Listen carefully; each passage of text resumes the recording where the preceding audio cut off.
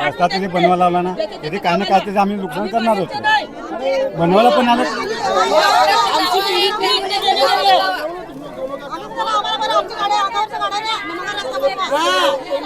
आम्हाला पहिला मारून टाका, त्याच्यानंतर रस्ता बनवा.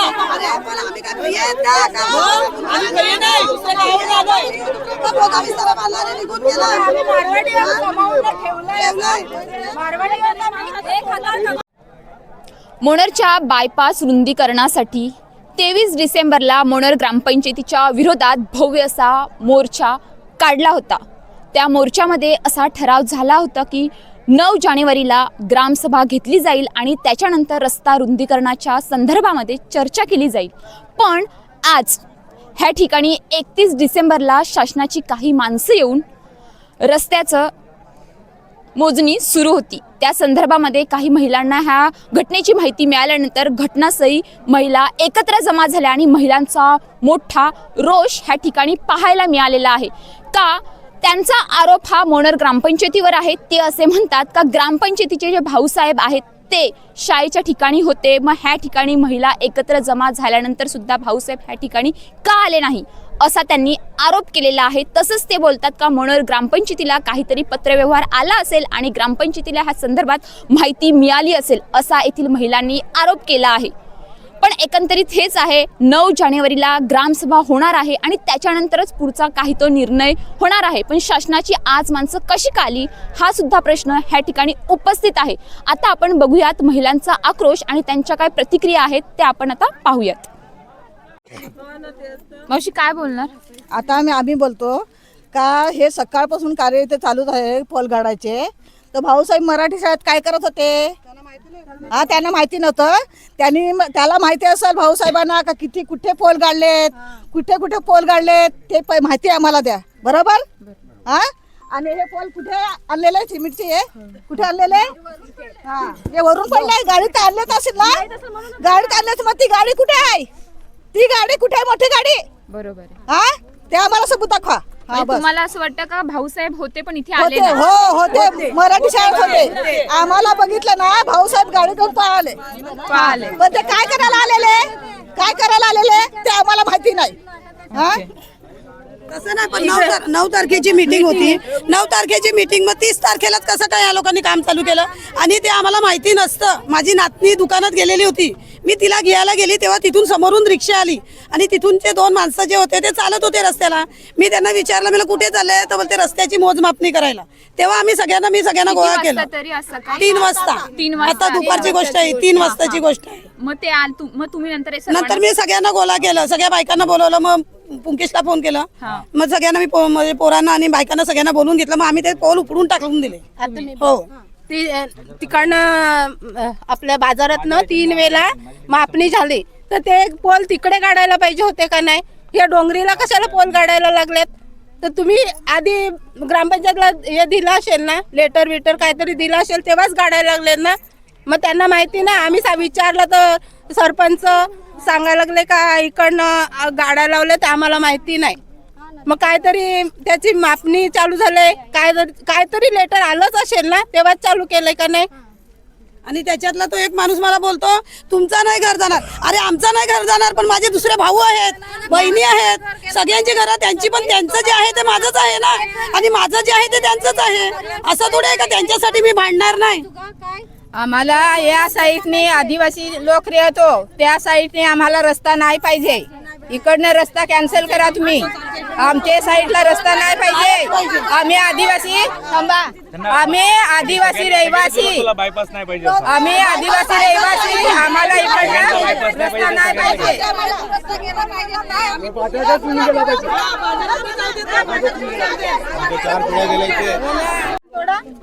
आपला 9 तारखेचा डिसिजन चाललेला, त्याच्यानंतर जो बायपासचा होता ना तो मंजूर करण्याचा, पण 9 तारखेच्या आधी 30-31 तारखेला येऊ नये तर सर्वे करते. 9 तारखेच्या नंतर सर्वे करायला पाहिजे होतं ना, आधी कशाला केला सर्वे? हा कुणाची परमिशन न घेताना ते सर्वे केला. आम्हाला बायपास साठी म्हणजे मंजुरी नाहीच पाहिजे, नाही तर नाही केला पाहिजे, नाहीच पाहिजे आम्हाला. आणि 9 तारखेच्या नंतर काय होतं जे काय होतं आधी का केलं? हे बघा इथे पोल पण इथे गाळलेले आहेत, न विचारता आणि न परमिशन घेताना. अगोदर रस्ता मंजूर झालाय ना बाजारातनं, तो बाजारातनच घ्या. बायपास इकडनं घ्यायचाच नाही घ्यायचा, बरोबर ना? हा, नाही घ्यायचा. इथून नाही यायचं बायपास करायला, तिकडे बाजारातनं बायपास करा. सगळ्यात पहिला माझ्या घरावरच चिरा आलाय. मग अंगावरच्या न्या गाड्या, सर्व अंगावरच्या घेऊन जा. हा मग बाजाराला लेटर आले तरी ते तोडत नाही. इकडनं तुम्ही तोडायला कसं काय लावलं? इकडे पण आमची घरं आहेत, इकडे पण आमची पोरं आहेत. तुम्ही डायरेक्ट आमच्या इकडे लगे पोल काढायला लागलेत. ते बाजाराला 3 लेटर आल्यात, मग तुम्ही तिकडच तोडा ना. आम्ही गरीब माणसं तुम्हाला दिसत नाही का? नाही, पण आम्ही काय भैया आहेत का आम्ही बोजा बिस्तारा बांधून गावाला निघून जाऊ? आमचं हेच गाव आहे, इथेच राहणार. आम्ही युपी वाले आहोत का? आमच्या पिढ्या गेल्या तिथे. कालचे मारवाडे आलेले ते आता इथे हक्का करतात. डोंगरीवाल्याला सांगतात तुम्ही पहिला झाडं बोलता. हा घरा कसा त्याचा अधिकार आहे का? पूर्वीपासून तो काय असताना कामचा आलेला नाही. आम्ही रहिवासी आहे, तिकडचे रहिवासी. त्यांच्या बिल्डिंगी झाल्यात, मारवाड्यांच्या बिल्डिंगी झाल्यात. अजून वरती अजून त्यांनी आजूबाजूला जागा घेतलेली आहे ना. आम्ही इथेच रहिवासी असून तरी आम्हाला हकलायला निघाल्यात. हे तुमचं चालणार नाही. ग्रामस्थांचा आक्रोश आहे. या ठिकाणी आपण बघितलं महिला एकत्र झालेला आहे. ह्या ठिकाणी सर्वे चालू होता असं सांगितलं जातं, पण हा सर्वे 9 जानेवारीला जेव्हा ग्रामसभा होईल त्याच्यानंतरच काय तो निर्णय घेणार होते. पण आता हा अचानक कशी काही मोजणी सुरू झालेली आहे. तसंच काही महिलांनी असा आरोप केला आहे का ह्या ठिकाणी शाळेच्या बाजूला भाऊसाहेब होते, मग भाऊसाहेब ह्या ठिकाणी आलेले की नाही. तसंच ग्रामपंचायतीला ह्या संदर्भात काही लेटर आलं होतं का? ग्रामपंचायतला तर कुठल्या प्रकारचं लेटर वगैरे आलेलं नाही आहे. आणि भाऊसाहेब जे या इथे आलेले होते ते मराठी जिल्हा परिषद शाळा त्याचे फोटो काढण्यासाठी आले आहेत. जे आम्ही आता एक याच्यामध्ये स्पर्धेमध्ये भाग घेतो आहे, तर आम्हाला मराठी शाळेचे फोटो काढायचे होते, त्याकरता ते आलेले होते. त्या मराठी शाळेचे प्रत्येक ते सकाळपासून सर्वे करत फिरत आहेत. तर ह्या गोष्टीशी त्यांचा काही संबंध नाही, म्हणजे त्यांना माहीतसुद्धा नव्हतं का इकडे सर्वे करणारे आलेले आहेत. आणि त्यांना आता मी फोन केला तर त्यांना असं वाटलं की ही लोकं कशासाठी चालली आहेत ते माहीत नाही. माझं काम झालं आणि मी तिकडनं निघून गेलो असं त्यांचं आता माझं बोलणं झालं. आणि हे जो सर्वे होता याच्यासाठी आता मला ग्रामस्थांचा फोन आला का असा प्रकारचा सर्वे चालला आहे, तुमच्याकडे कुठल्या प्रकारचं लेटर आलं का? तर याची आम्हाला काही कल्पना नव्हती. आणि मी पण त्यांना म्हटलं का ठीक आहे, मी पण तिकडे येतो. आणि मी येण्याच्या अगोदर ते निघून गेलेले. पण ग्रामस्थ असं बोलत आहेत का ग्रामपंचायतीला ह्या संदर्भात काही लेटर आलेलं होतं का? नाही, कुठल्या प्रकारचं लेटर आलेलं नाही. आणि मागे जी ग्रामसभा झाली त्याच्यामध्ये त्या ग्रामसभेच्या कामाला स्थगिती देण्यात आली, कारण की त्याच्यानंतर जो मोर्चा आलेला त्यावेळेस आम्ही त्या मोर्चामध्ये स्पष्टपणे सांगितलं का कुठल्याही प्रकारचा कागद पुढे दिलं जाणार नाही. आणि आम्ही दिलंसुद्धा नाही आहे. आणि आज जे सर्वे करायला आलेलं आहे याचीसुद्धा कल्पना आम्हाला नव्हती. आम्हाला इथल्या ग्रामस्थांनी फोन करून सांगितलं तेव्हा मी इथे आलो, पण त्याच्या अगोदर ते निघून गेले होते. पण ग्रामस्थांनी तुमच्यावर आरोप केलेला आहे ना की ग्रामपंचायत काय आहे का, म्हणजे नक्की काय आहे ह्या प्रकरणाबद्दल? आता तुम्हाला सुद्धा माहित आहे का ह्या कामाशी ग्रामपंचायतचा काही संबंध नाही आहे, कारण ते सेंट्रल गव्हर्नमेंटकडून हे जे काय आहे हे कामं चालू आहेत. आणि याचा कुठल्याही प्रकारची कल्पना ग्रामपंचायतला दिलेली नाही आहे. आणि फक्त त्यांनी मागे जी ग्रामसभा लावायला सांगितली होती ती फक्त ग्रामसभा लावण्यापुरता त्यांनी आपल्याला लेटर दिलेलं होतं. पण तो रस्ता कसा जाणार आहे, कुठून जाणार आहे, कुठले गट नंबर जाणार याची काही कल्पना ग्रामपंचायतला नव्हती. मग एकंदरीत आता ग्रामस्थ आणि महिला एकत्र जमा झाल्या तेव्हा जे शासनाचे लोक होते ते गेलेले आहेत, पण परत आले तर तुमची भूमिका काय असणार आहे? माझी भूमिका हीच असेल का जोपर्यंत आमची आता पुढील ग्रामसभा आहे ती लागत नाही तोपर्यंत मी सुद्धा ह्या आमच्या गावासोबत आहे, या सगळ्या लोकांसोबत आहे. मी सुद्धा यांच्यासोबतच राहणार आणि राहील. आणि त्यांना सांगेल का जोपर्यंत जो फायनल निर्णय होत नाही तोपर्यंत कुठल्याही प्रकारचा सर्वे वगैरे करायचा नाही. पण 9 जानेवारीला एकंदरीत ग्रामसभा भरवणार होती, पण तुम्ही हे पत्रव्यवहार केलेला आहे का शासनाला? आम्ही शासनाला पत्रव्यवहार केलेले आहेत. त्यांची पोस्टसुद्धा आमच्याकडे आहे. आम्ही SP साहेबांना सुद्धा केलेला आहे.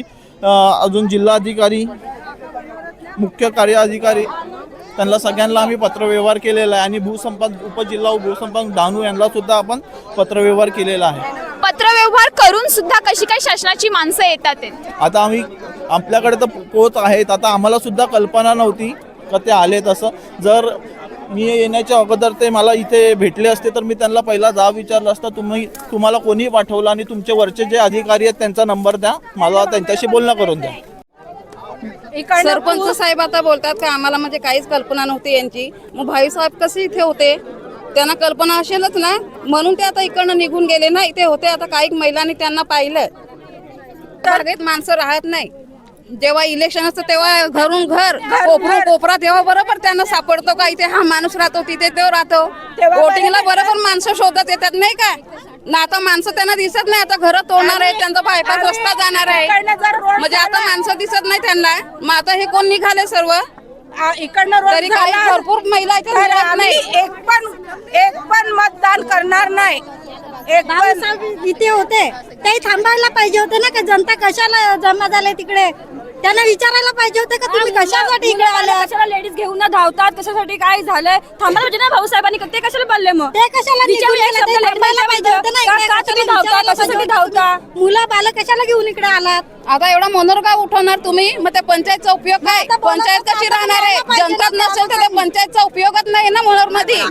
मनोर ग्रामपंचायतीचे ग्रामसेवक नितीन पवार यांच्यावर स्थानिक महिलांनी गंभीर आरोप केले आहेत. महिलांच्या म्हणण्यानुसार शाळेच्या ठिकाणी मोठ्या संख्येने महिला एकत्र जमल्या असताना ग्रामसेवक त्या ठिकाणी उपस्थित होते, मात्र त्यांनी घटनास्थळी येऊन पाहणी केली नाही, तसेच महिलांची कोणतीही विचारपूस केली नाही असा आरोप करण्यात येत आहे.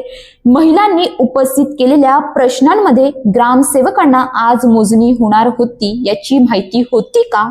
जर माहिती होती तर त्यांनी प्रत्यक्ष येऊन पाहणी का केली नाही आणि महिलांच्या अडचणी जाणून घेण्यासाठी पुढाकार का घेतला नाही? अशा अनेक मुद्द्यांचा समावेश आहे. या प्रकारामुळे महिलांमध्ये नाराजी व्यक्त होत असून प्रशासनाच्या भूमिकेबाबत प्रश्नचिन्ह निर्माण झाले आहे. या संदर्भात ग्रामसेवक नितीन पवार यांच्याशी संपर्क साधण्याचा प्रयत्न केला असता त्यांचा मोबाईल फोन बंद असल्याचे आढळून आले, त्यामुळे त्यांची बाजू समजू शकली नाही. प्रशासनाकडून याबाबत स्पष्टीकरण येणार का, तसेच संबंधित प्रकरणाची चौकशी होणार का, याकडे नागरिकांचे लक्ष लागले आहे. 23 डिसेंबरला जो धडक मोर्चा निघालेला होता, त्या मोर्चामध्ये जो रस्ता रुंदीकरणाचा विषय होता त्या संदर्भामध्ये 23 डिसेंबरला स्थगिती झाली होती. तरी पण आज शासनाची माणसं का आली आणि का मोजणीला सुरुवात केली हा सुद्धा प्रश्न पडतो. ह्या ठिकाणी महिलांचा आक्रोश का आहे? का त्यांचं घर उद्ध्वस्त होणार आहे? एवढ्या वर्षांनी मेहनत करून एक छोटंसं घर बांधलेलं आहे, त्याच्यावर JCB लागणार आहे.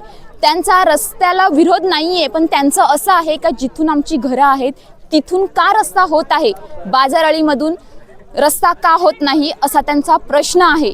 तर आता बघूया काय होतं ते. पण ग्रामस्थांचा हाच आक्रोश शेवटपर्यंत आहे का आम्ही इथून रस्ता रुंदी करणारा परमिशन देणार नाहीयेत असंच त्यांचं म्हणणे आहे.